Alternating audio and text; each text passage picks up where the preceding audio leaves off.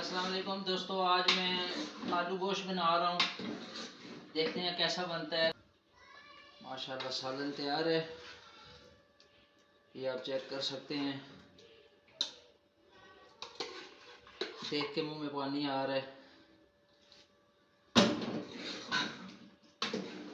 बेगम जी, ये सालन तैयार हो गया है, आप चेक करें कैसा बना है। हसन के पापा सही बना होगा, आप इसको खुद ही ट्राई कर लें। नहीं नहीं यार, ट्राई आपने करनी है और फिर मुझे बताना है कि ये कैसा बना है। ये देखें जी, माशाल्लाह।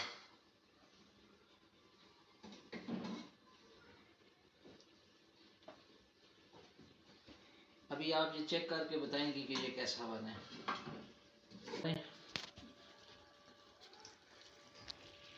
माशाल्लाह,